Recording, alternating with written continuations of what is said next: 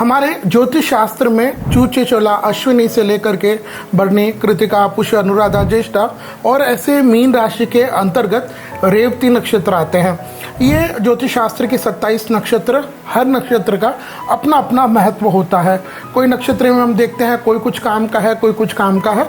ऐसा नहीं कि हर नक्षत्र में हर काम होता है। कोई नक्षत्र, हर नक्षत्र की अपनी विशेषता है। लेकिन इन नक्षत्रों में 5 नक्षत्र हमारे शास्त्र कहते हैं जिनका विशेष महत्व है। ये 5 नक्षत्रों का समूह को हमारे शास्त्र कहते हैं पंचक। तो पंचक के अंतर्गत जो 5 नक्षत्र आते हैं उनमें धनिष्ठा, शतभिषा, उत्तरा भाद्रपद, पूर्वा भाद्रपद और रेवती, ये 5 नक्षत्र आते हैं। हमारे शास्त्रकार आज्ञा करते हैं कि ये 5 नक्षत्र जब आ जाएं तो कुछ विशेष कार्य है जिनको हमको बिल्कुल भी नहीं करना चाहिए। तो ये 5 नक्षत्रों का समूह जिसको हम लोग पंचक कहते हैं। तो पंचक में वो कौन से 5 कार्य है जो हमको विशेष रूप से नहीं करनी चाहिए। तो पंचक के अंतर्गत चारपाई बनवाना, घास लकड़ी आदि जलने वाली वस्तु इकट्ठी करना, दक्षिण दिशा में यात्रा करना, घर की छत डालना, और पंचक में अगर किसी व्यक्ति का मृत्यु हो जाए तो उसको उसके शरीर के साथ, शव के साथ 5 पुतले आटे या कुश के बना करके अर्थी पर रख देना चाहिए और इन 5 का भी शव की तरह उसके साथ ही अंतिम संस्कार कर देना चाहिए। तो ये शास्त्र हमारे कहते हैं। जैसे मैंने अभी पूर्व के जो 5 कार्य बताए उनमें 5वां तो हमारे हाथ में है नहीं, वो तो हम जब जाएंगे जो पीछे वाले करेंगे। लेकिन परिवार में पंचक में किसी की मृत्यु हो जाए तो उसको ये 5वां कार्य और वो करना चाहिए, और शुरू के जो 4 कार्य उनको बिल्कुल भी नहीं करना चाहिए। पंचक की जब हम बात करें तो ऐसे नहीं कि पंचक हमेशा समाप्त होते हैं। कई लोग हमसे पूछते हैं महाराज जी अभी पंचक चल रहे हैं तो हम ये काम करें क्या, महाराज जी हम ये काम नया काम प्रारंभ कर सकते क्या। देखिए पंचक में आपको सिर्फ जो पूर्व में 5 कार्य बताए उनको छोड़ करके सभी कार्य कर सकते हैं। बल्कि मैं तो इतना कहूँगा कि पंचक के अंतर्गत जो हमारा धनिष्ठा है, शतभिषा, उत्तरा भाद्रपद, रेवती नक्षत्र है, पूर्वा भाद्रपद, ये आते हैं। ये तो हमारे बहुत से कार्यों में हमने इनको शुभ माना है। और बल्कि पंचक में आने वाले अगर आप देखें तो उत्तरा भाद्रपद का नक्षत्र ये वार के साथ मिलकर के तो सर्वार्थ सिद्धि योग बनाता है। वही अगर हम बात करें तो व्यापार, मुंडन, नया कार्य करना है तो इनमें हमने तो धनिष्ठा, शतभिषा, पूर्वा भाद्रपद, इनको तो हमने शुभ माना है। तो ऐसे नहीं कि पंचक हमेशा खराब होते हैं। हाँ, वार के साथ जो पंचक का योग बनता है उसको समझना जरूरी है। तो सोमवार से जो पंचक प्रारंभ हो जाते हैं वो राज पंचक कहलाते हैं।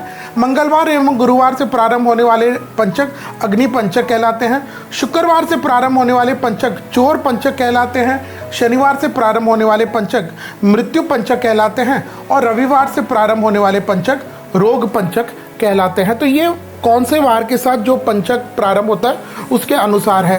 तो ऐसे नहीं कि पंचक में हर कार्य खराब होता है। कई विवाह है वो भी पंचक में होते हैं। पंचक में बेसिकली ऐसे होता है कि एक कार्य जो मैंने पूर्व में बताया 5 अशुभ कार्य, मतलब जो अगर हम पंचक में करते तो आपको फिर उनको 5 टाइम्स उनका रिपीटेशन होता है। मैंने तो बहुत से परिवारों में ऐसे देखा है कि जब पंचक में किसी की मृत्यु हो जाए, अगर वो पंचक की शांति नहीं कराते हैं तो कंटिन्यूसली 4 महीने 5 महीने के अंदर अंदर ही उनके परिवार के 5 लोगों तक की मृत्यु हुई है।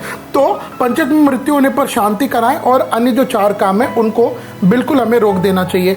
आज इस वीडियो में हम बात करेंगे 2026 में जनवरी से लेकर के दिसंबर तक पंचक हर महीने में 12 महीनों में कब प्रारंभ होंगे, कब समाप्त होंगे, उनको हम लोग समझते हैं। तो सबसे पहले हम बात करते हैं जनवरी के महीने में पंचक कब लगेंगे, कब समाप्त हो जाएंगे। तो जनवरी के महीने में यह पंचक जो है वह प्रारंभ हो जाएगा 20 की रात यानी 21 की सुबह, 20-21 जनवरी 2026 को रात्रि के 1:35 और पंचक समाप्त हो जाएंगे 25 जनवरी 2026 को दोपहर के 1:35। इसके बाद फरवरी के महीने में पंचक प्रारंभ हो जाएंगे 17 फरवरी 2026 को सुबह के 9:05 और ये पंचक समाप्त हो जाएंगे शनिवार 21 फरवरी 2026 को रात्रि के 7:07। इसके बाद अगर हम मार्च के महीने की बात करें तो मार्च के महीने में पंचक प्रारंभ हो जाएंगे सोमवार 16 मार्च 2026 को शाम के 6:14 और पंचक समाप्त हो जाएंगे शनिवार 21 मार्च 2026 को रात्रि के 2:27।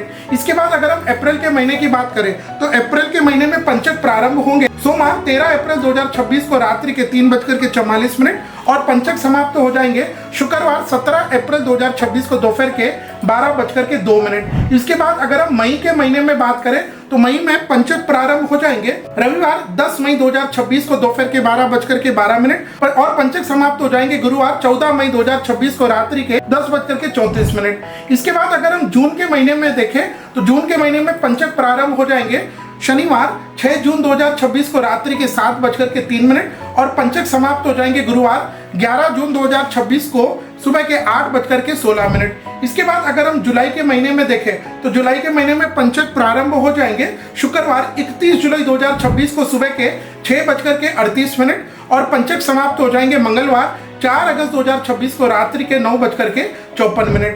इसके बाद अगर हम अगस्त के महीने में देखें तो अगस्त के महीने में पंचक प्रारंभ हो जाएंगे शुक्रवार 31 जुलाई 2026 को सुबह के 6:38 और ये पंचक समाप्त हो जाएंगे मंगलवार 4 अगस्त 2026 को रात्रि के 9:54। इसके बाद अगर सितंबर के महीने की बात करें तो सितंबर में पंचक प्रारंभ हो जाएंगे बुधवार 23 सितंबर 2026 को रात्रि के 9:57 और ये पंचक समाप्त हो जाएंगे सोमवार 28 सितंबर 2026 को प्रातः 10:16। इसके बाद अक्टूबर के महीने की बात करें तो अक्टूबर में पंचक प्रारंभ हो जाएंगे बुधवार 21 अक्टूबर 2026 को सुबह के 7 बजे और पंचक समाप्त हो जाएंगे रविवार 25 अक्टूबर 2026 को रात्रि के 7:22।